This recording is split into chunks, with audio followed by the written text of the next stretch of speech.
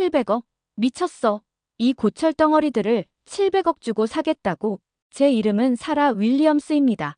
2010년 그날 제가 미국 공군 데이비스 몬탄 기지의 항공기 관리 담당관으로서 들었던 가장 충격적인 말이었죠. 모하비 사막 한가운데 수천 대의 전투기들이 죽음을 기다리며 누워있는 이곳에서 말입니다. 그날 아침은 평소와 달랐습니다. 새벽 5시, 아직 사막의 차가운 공기가 뺨을 스치던 시각에 긴급 호출을 받았죠. 윌리엄스 소령, 지금 당장 기지로 출동하라. 코드 레드다. 전화기 너머로 들려오는 상관의 다급한 목소리에 저는 침대에서 벌떡 일어났습니다. 코드 레드라니 국가 안보와 관련된 최고 등급의 긴급 상황을 의미했죠. 급하게 군복을 걸치고 차에 올라탔습니다. 새벽에 고속도로를 질주하며 온갖 상상이 머릿속을 스쳐 지나갔죠. 테러, 전쟁, 아니면 기지 정문을 통과하자마자 이상한 광경이 눈에 들어왔습니다. 평소 텅 비어있던 주차장에 검은색 SUV들이 줄지어 서 있었고 정장 차림의 사람들이 분주하게 움직이고 있었죠. 그리고 그들 사이로 낯선 동양인들의 모습이 보였습니다. 잠시 소중한 시간 내주시어 좋아요 부탁드려요. 영상 제작에 큰 힘이 된답니다. 윌리엄스 소령. 제 상관인 마이클 존슨 대령이 저를 발견하고 손짓했습니다. 그의 얼굴은 당황과 흥분이 뒤섞여 있었죠. 드디어 왔군. 큰일이야. 한국 해군에서 사절단이 왔는데 믿기 힘든 제안을 했어. 회의실로 들어서자 숨이 막힐 듯한 긴장감이 흘렀습니다. 테이블 한쪽에는 미 공군 고위 장성들이, 반대편에는 한국 해군 제복을 입은 장교들이 앉아 있었죠. 그리고 테이블 위에는 우리가 비행기 무덤이라고 부르는 보관구역의 항공 사진들이 펼쳐져 있었습니다. 윌리엄스 소령은 우리 기지 최고의 P-3 전문가입니다. 존슨 대령이 저를 소개했죠. P-3에 관해서라면 그녀보다 더 잘 아는 사람은 없습니다. 한국 측 대표로 보이는 중년의 남성이 일어서며 정중하게 인사했습니다. 안녕하십니까? 저는 대한민국 해군 김영호 준장입니다. 단도직입적으로 말씀드리겠습니다. 우리는 당신들이 폐기 처분하려던 P-3B 부대를 구매하고자 합니다. 순간 회의실이 조용해졌습니다. 그리고 누군가가 낮은 목소리로 중얼거렸죠. 그 고철 덩어리들을요? 네, 고철 덩어리가 맞았습니다. P-3B는 이미 25년 이상 운용되고 14년째 사막에 방치된 기체들이었죠. 엔진은 녹슬고 전자장비는 구식이며 기체 곳곳에 균열이 가 있었습니다. 미국 해군조차 더 이상 쓸모없다고 판단해버린 것들이었죠. 저는 조심스럽게 입을 열었습니다. 김 준장님, 실례지만 그 기체들의 상태를 정확히 알고 계신가요? 솔직히 말씀드려서 그것들은 비행이 불가능한 상태입니다. 김 준장은 미소를 지으며 대답했습니다. 알고 있습니다. 하지만 우리에게는 계획이 있습니다. 그 계획이라는 단어가 제 귀에 맴돌았습니다. 도대체 무슨 계획이기에 이 죽은 비행기들을 되살릴 수 있다는 걸까요? 회의는 3시간 넘게 이어졌습니다. 한국 측은 철저한 준비를 해왔더군요. 그들은 각 기체의 비행 기록, 정비 이력, 보관 상태까지 모든 데이터를 분석해왔습니다. 심지어 어떤 기체의 어느 부품을 교체해야 하는지까지 파악하고 있었죠. 우리는 이 기체들을 단순히 수리하는 것이 아닙니다. 김 준장이 노트북을 열며 설명했습니다. 완전히 새로운 해상 초계기로 재탄생시킬 계획입니다. 화면에는 복잡한 설계도와 개조 계획이 나타났습니다. 최신 디지털 장비, 신형 레이더, 음향 탐지 시스템. 그들이 계획한 개조는 거의 새 비행기를 만드는 수준이었죠. 불가능합니다. 미 공군의 기술 고문이 고개를 저었습니다. 그런 수준의 개조는 비용만 해도 신형 기체를 구입하는 것과 맞먹을 겁니다. 우리는 700억 원의 예산을 확보했습니다. 김 준장의 대답에 또다시 회의실이 술렁였죠. 700억 원이요? 그게 달러로 얼마죠? 누군가가 물었습니다. 약 6천만 달러입니다. 이번엔 정말로 모두가 할 말을 잃었습니다. 신형 P-3대 가격이 3억 달러가 넘는다는 걸 생각하면 6천만 달러로 구대를 개조한다는 것은 정신 나간 계획이었죠. 미안하지만 존슨 대령이 조심스럽게 말했습니다. 그 예산으로는 기초적인 수리도 힘들 겁니다. 우리 미국 업체에 맡기면 최소한 5배는 들 텐데요. 김준장은 여전히 침착했습니다. 그래서 우리가 직접 하려고 합니다. 한국항공우주산업, KAI가 주도할 것입니다. 솔직히 저는 그들이 무모하다고 생각했습니다. 항공기술의 종주국인 미국도 포기한 기체들을 한국이 되살린다? 불가능해 보였죠. 하지만 그들의 눈빛에는 뭔가 다른 것이 있었습니다. 확신, 아니면 절박함. 북한의 잠수함 위협이 날로 증가하고 있습니다. 김준장이 갑자기 진지한 표정으로 말했습니다. 천안함 사건을 기억하실 겁니다. 우리는 더 이상 기다릴 수 없습니다. 아, 그제야 이해가 됐습니다. 이것은 단순한 무기 구매가 아니었죠. 생존의 문제였습니다. 회의가 끝나고 저는 한국사절단을 비행기 보관소로 안내하는 임무를 맡았습니다. 뜨거운 사막의 열기 속에서 우리는 끝없이 펼쳐진 항공기들 사이를 걸었죠. 장관이네요. 한국기술팀의 젊은 장교가 감탄했습니다. 정말로 여의도 면적의 1.5배라니. 4,400대가 넘는 항공기가 여기 있습니다. 제가 설명했죠. 매년 300대씩 들어오고 일부는 해체되거나 다시 현역으로 복귀하기도 합니다. 우리는 P-3B가 보관된 구역으로 향했습니다. 멀리서 봐도 그들의 상태는 좋지 않았죠. 페인트는 벗겨지고 동체는 먼지로 뒤덮여 있었습니다. 하지만 한국 기술진들은 마치 보물을 발견한 것처럼 흥분했습니다. 이 기체 152,742번기의 비행시간이 다른 것들보다 2,000시간 적네요. 한 기술자가 태블릿을 보며 말했습니다. 동체 피로도가 상대적으로 양호할 겁니다. 153,442번기는 엔진 교체 이력이 있군요. 2003년에 이번 엔진을 새 것으로 바꿨습니다. 그들은 마치 중고차를 고르듯 꼼꼼하게 기체들을 살폈습니다. 리벳 하나, 패널 하나까지 놓치지 않았죠. 특히 인상적이었던 것은 그들이 가져온 초음파 탐상기였습니다. 동체의 미세한 균열까지 찾아내는 첨단 장비였죠. 이런 장비까지 준비해 오셨군요. 제가 감탄했습니다. 실패할 수 없으니까요. 김준장이 진지하게 대답했습니다. 이것은 우리나라의 해상방위와 직결된 문제입니다. 3일 동안 그들은 50대가 넘는 P-3B를 일일이 검사했습니다. 새벽부터 해질녘까지 사막의 뜨거운 열기도 그들을 막지 못했죠. 저는 그들의 열정에 점점 감동받기 시작했습니다. 왜 꼭 P-3B여야 하나요? 저녁 식사 중에 제가 물었습니다. 다른 기종도 많은데 우리 해군은 이미 P-3C를 운용하고 있습니다. 한국팀의 정비 책임자가 대답했습니다. 시스템이 유사하면 정비와 훈련이 훨씬 수월하죠. 그리고 그는 잠시 말을 멈추고 창밖의 비행기들을 바라봤습니다. 이 비행기들도 다시 하늘을 날 자격이 있다고 생각합니다. 단지 오래됐다는 이유로 버려지는 건 안타까운 일이죠. 그 말에 저는 뭔가 뭉클한 것을 느꼈습니다. 그들에게 이 프로젝트는 단순한 무기 도입 이상의 의미가 있었던 겁니다. 드디어 선정 작업이 끝났습니다. 9대의 P-3B가 선택됐고 그중 하나는 부품 공급용으로 사용될 예정이었죠. 계약서에 서명하는 순간 미국 측 관계자들의 표정은 복잡했습니다. 솔직히 믿기지 않습니다. 존슨 대령이 저에게 속삭였습니다. 저 기체들을 정말로 살릴 수 있을까요? 글쎄요. 저도 확신할 수 없었습니다. 하지만 그들의 눈빛을 보셨잖아요. 뭔가 다릅니다. 한국팀이 떠나고 몇 주 후 선정된 기체들이 하나둘 트레일러에 실려 나갔습니다.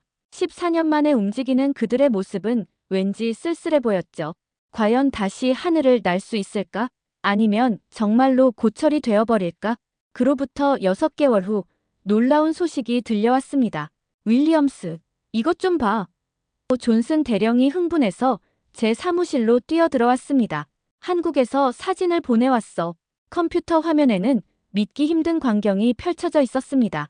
녹슬고 낡았던 P-3B가 완전히 새로운 모습으로 변해 있었죠. 반짝이는 새 도색, 최신식 레이더 돔, 각종 센서와 안테나. 이게 정말 우리가 보낸 그 기체가 맞나요?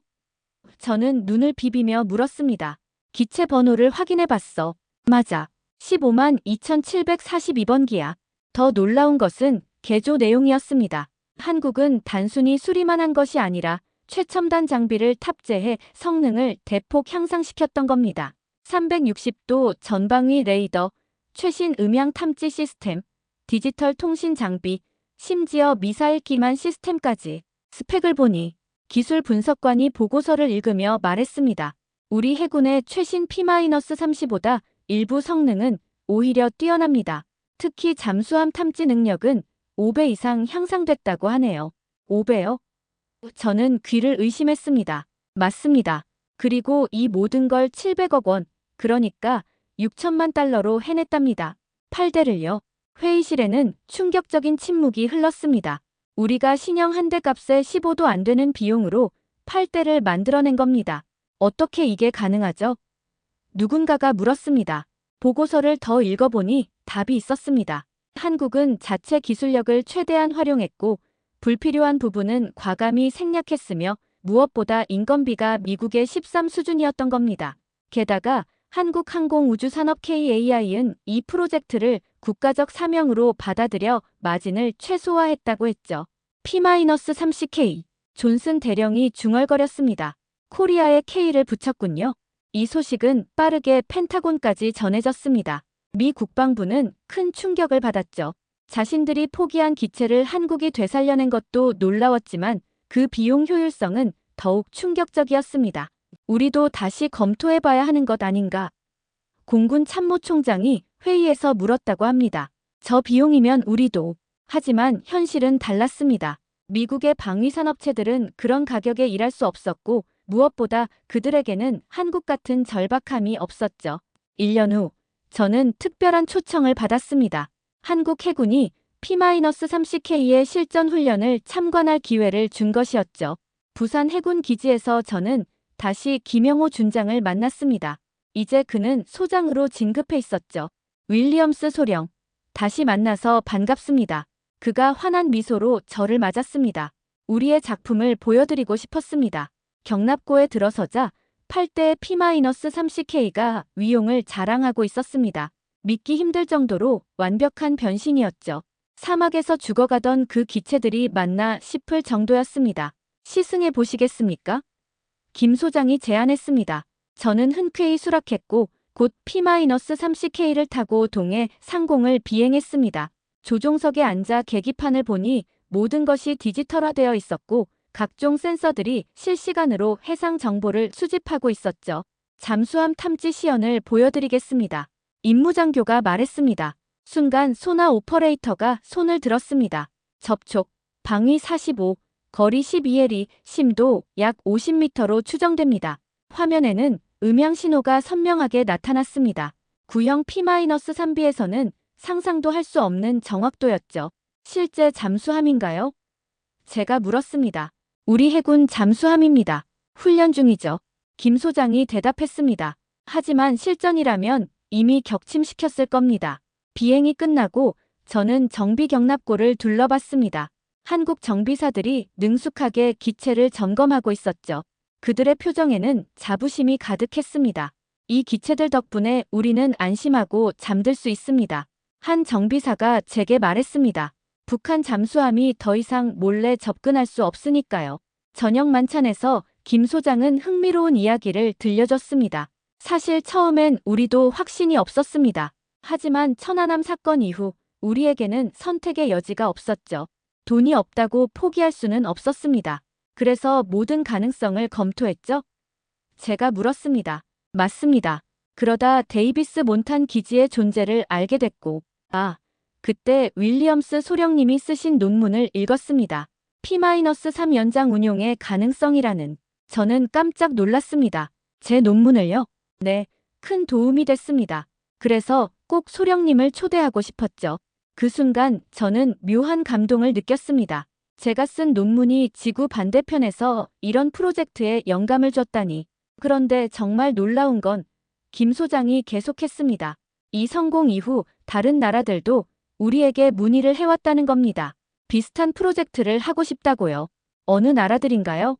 동남아시아 몇 개국, 그리고 남미에서도 관심을 보였습니다.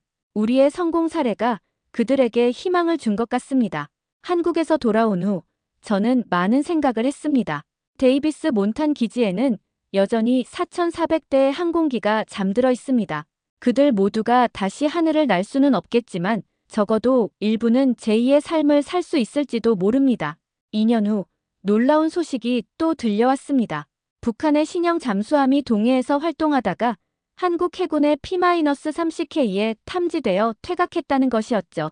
구체적인 내용은 군사 기밀이라 알 수 없었지만 P-30K가 실전에서 그 가치를 입증한 것은 분명했습니다. 보셨죠? 존슨 대령이제는 준장으로 진급이 제게 말했습니다. 우리가 쓰레기라고 생각한 것들이 한국의 바다를 지키고 있습니다. 그 일 이후 미 공군도 정책을 일부 수정했습니다. 퇴역 항공기를 단순히 폐기하는 것이 아니라 재활용 가능성을 더 적극적으로 검토하기 시작한 것이죠. 물론 미국 내에서는 여전히 비용 문제로 실현되기 어렵지만 적어도 동맹국들에게는 새로운 기회가 생긴 셈입니다. 5년이 지난 지금 저는 여전히 데이비스 몬탄 기지에서 일하고 있습니다. 하지만 이제 제 직책은 국제협력 담당관입니다. 전 세계에서 오는 방문단을 안내하고 그들이 적절한 기체를 선택할 수 있도록 돕는 일을 하죠. 지난주에는 필리핀 공군 대표단이 다녀갔습니다. 그들도 C-130 수송기 몇 대를 구매해 개조할 계획이라고 했죠. 한국의 성공에 고무된 것이 분명했습니다. 한국이 해냈다면 우리도 할 수 있습니다. 필리핀 대령이 자신있게 말했습니다. 저는 그들을 안내하며 김영호 소장 지금은 중장의 말을 떠올렸습니다. 모든 것은 얼마나 간절한가에 달려 있습니다. 오늘도 모하비 사막의 태양은 뜨겁게 내리쬐고 있습니다. 4,400대의 항공기들이 여전히 이곳에서 잠들어 있죠. 하지만 이제 저는 압니다. 그들이 단순한 고철이 아니라는 것을, 누군가에게는 희망이 될 수 있다는 것을. 한국의 P-30K는 단순히 8대의 해상 초계기 그 이상의 의미를 갖습니다. 그것은 불가능을 가능으로 바꾼 의지의 증명이었고 제한된 자원으로도 최고의 결과를 만들어낼 수 있다는 희망의 메시지였습니다. 가끔 밤하늘을 올려다보면 저 어딘가에서 P-30K가 대한민국의 바다를 지키며 날고 있을 거라는 생각이 듭니다. 한때 사막에서 죽음을 기다리던 그들이 이제는 한 나라의 평화를 지키는 수호자가 된 것이죠. 그리고 저는 확신합니다. 이것은 시작에 불과하다고. 앞으로 더 많은 기적이 이곳 모하비 사막에서 시작될 것이라고. 얼마 전 한국에서 편지가 왔습니다. P-30K 조종사가 보낸 것이었죠. 사라 소령님, 오늘도 저희는 152,742번 기를 타고 동해를 순찰했습니다. 이 기체가 14년 동안 사막에서 잠들어 있었다는 게 믿기지 않습니다. 완벽하게 작동하고 있거든요. 소령님이 이 기체들을 잘 보관해 주신 덕분입니다. 감사합니다. 편지를 읽으며 저는 미소 지었습니다. 그래요. 이것이 제 일의 진정한 가치였던 겁니다. 단순히 낡은 비행기들을 보관하는 것이 아니라 누군가의 미래를 지키고 있었던 거죠. 내일도 저는 이곳에 출근할 것입니다. 뜨거운 사막의 열기와 함께 4,400대의 잠든 날개들과 함께 할 것입니다. 그리고 또 어떤 나라에서 찾아와 그들의 희망을 이야기할지 기대하며 말이죠. 최근에는 놀라운 후일담도 들려왔습니다. 한국 해군의 P-30K가 실전에서 북한 잠수함을 탐지하는 데 결정적인 역할을 했다는 것이었죠. 구체적인 내용은 기밀이라 알 수 없었지만 한국 언론에서는 700억의 기적이라고 대서특필했다고 합니다. 더욱 인상적인 것은 한국이 이 경험을 바탕으로 자체적인 항공기 개조 기술을 크게 발전시켰다는 점입니다. KAI는 이제 다른 나라의 노후 항공기 개조 사업에도 참여하고 있다고 들었죠. 말 그대로 위기를 기회로 바꾼 셈입니다. 작년에는 특별한 손님이 찾아왔습니다. 바로 그때 한국 기술팀에 있던 젊은 엔지니어였죠. 이제는 KAI의 수석 엔지니어가 되어 있었습니다. 사라 소령님, 그때 정말 많은 도움을 받았습니다. 그가 악수를 청하며 말했습니다. 소령님이 알려주신 각 기체에 숨겨진 이력들이 없었다면 성공하지 못했을 겁니다. 저는 그저 제 일을 했을 뿐입니다. 제가 겸손하게 대답했죠. 아닙니다. 소령님은 이 기체들의 진정한 가치를 알고 계셨어요. 그래서 우리가 선택할 수 있도록 완벽하게 보존해 주신 거죠. 그의 말에 저는 새삼 제 일의 의미를 되돌아보게 되었습니다. 네, 저는 단순한 관리인이 아니었습니다. 저는 가능성의 수호자였던 것이죠. 그 엔지니어는 흥미로운 제안을 했습니다. KAI에서 기술 고문을 찾고 있습니다. 전 세계의 노후 항공기 상태를 평가하고 개조 가능성을 판단하는 일이죠. 관심 있으신가요? 순간 제 심장이 뛰었습니다. 새로운 도전, 새로운 가능성. 하지만 저는 이곳 데이비스 몬탄을 떠날 수 있을까요? 생각해 보겠습니다. 제가 대답했습니다. 그날 밤 저는 오랜만에 기지를 한 바퀴 돌아봤습니다. 달빛 아래 은빛으로 빛나는 수천 대의 항공기들. 각각은 나름의 역사와 이야기를 품고 있었죠. B-52 폭격기 옆을 지나며 베트남전의 역사를 떠올렸고 F-4 팬텀 전투기를 보며 냉전 시대를 생각했습니다. 그리고 P-3 구역에 다다랐을 때 빈자리가 된 구대의 공간을 보며 미소 지었죠. 그들은 이제 태평양 건너 대한민국의 하늘을 지키고 있을 테니까요. 결국 저는 결정을 내렸습니다. KAI의 제안을 받아들이되 데이비스 몬탄과의 인연도 이어가기로 한 것이죠. 반은 이곳에서, 반은 전 세계를 돌며 제2의 P-30K를 찾는 일을 하기로 했습니다. 첫 출장지는 태국이었습니다. 그들은 오래된 F-5 전투기들을 현대화하려는 계획을 갖고 있었죠. 제 임무는 어떤 기체가 개조에 적합한지 평가하는 것이었습니다. 방콕의 공군 기지에서 저는 또 다른 비행기 무덤을 만났습니다. 열대의 습한 기후 탓에 데이비스 몬탄보다 상태는 좋지 않았지만 그래도 가능성은 있었죠. 이 기체들도 한국의 P-30K처럼 되살아날 수 있을까요? 태국 공군 장교가 희망 섞인 목소리로 물었습니다. 네, 가능합니다.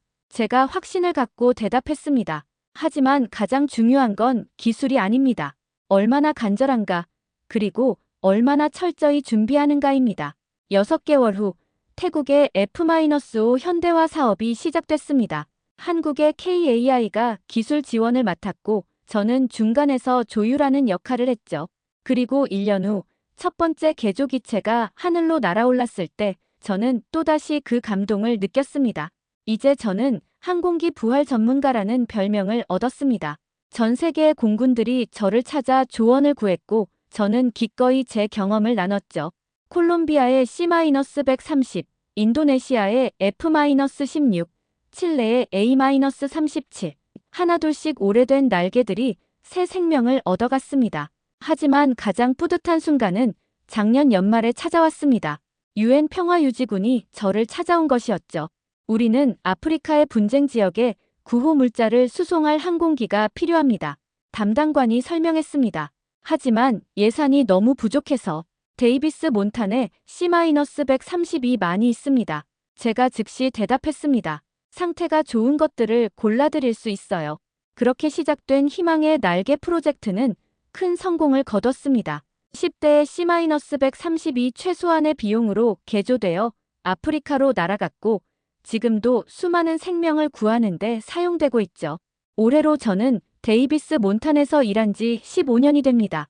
처음 이곳에 왔을 때는 그저 비행기 무덤의 관리인이라고 생각했지만 이제는 다릅니다.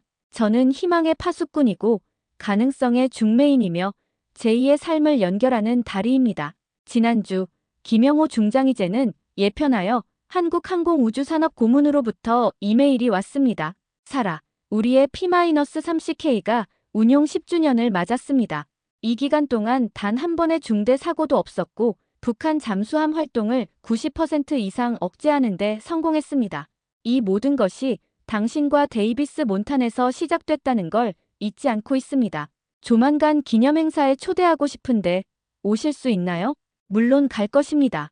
그리고 다시 한번 152,742번 기를 만날 것입니다. 사막에서 잠들어 있던 그 녀석이 이제는 대한민국 영공의 수호신이 된 모습을 보기 위해서요. 어제는 새로운 방문객이 있었습니다. 우크라이나 공군 대표단이었죠. 전쟁으로 많은 항공기를 잃은 그들은 절박한 표정이었습니다. 우리에게는 하늘을 지킬 날개가 필요합니다. 대표단장이 간절한 목소리로 말했습니다. 한국처럼 기적을 만들고 싶습니다.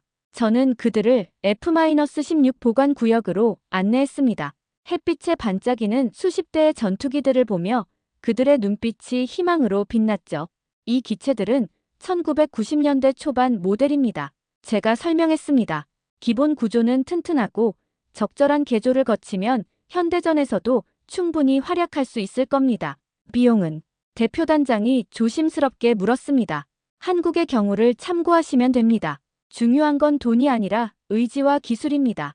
그리고 국제사회의 지원도 받을 수 있을 거예요. 그들이 떠날 때 저는 10년 전 김영호 장군과의 첫 만남을 떠올렸습니다.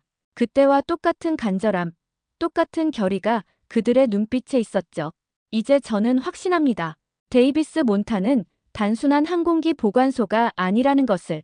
이곳은 희망의 저장고이고 기적의 시작점이며 불가능을 가능으로 바꾸는 변환점입니다. 오늘도 모하비 사막의 태양은 뜨겁게 내리쬐고 있습니다. 4,400대의 항공기들이 조용히 그들의 차례를 기다리고 있죠. 누가 다음 주인공이 될까요? 어느 나라가 다음 기적을 만들어낼까요? 저는 이제 은퇴를 5년 앞두고 있습니다. 하지만 은퇴 후에도 이 일을 계속할 생각입니다. 왜냐하면 이것은 단순한 직업이 아니라 소명이 되었으니까요. 매일 아침 출근길에 저는 P-3 구역의 빈자리를 지나갑니다. 그리고 미소 짓죠. 그 빈자리가 제게 말해주는 것이 있습니다. 포기하지 마세요. 불가능은 없습니다. 당신이 지키고 있는 이 날개들도 언젠가는 다시 하늘을 날 겁니다. 네, 저는 계속 지킬 것입니다. 이 철의 날개들과 그들이 품고 있는 무한한 가능성을. 그리고 전 세계 어딘가에서 또 다른 김영호가 나타나기를 기다릴 것입니다. 절박함과 희망을 안고 불가능에 도전하러 오는 그날을 위해서요. P-30K의 성공은 단지 시작일 뿐입니다. 진짜 이야기는 지금부터입니다. 모하비 사막의 기적은 계속될 것입니다. 오늘의 사연은 여기까지입니다. 재미있으셨나요? 저 사라의 이야기가 누군가에게 조금이라도 의미가 있었다면 좋을 것 같습니다. 사연이 좋았다면 구독과 좋아요 부탁드립니다. 더 좋은 사연으로 찾아뵐게요. 행복한 하루 되세요.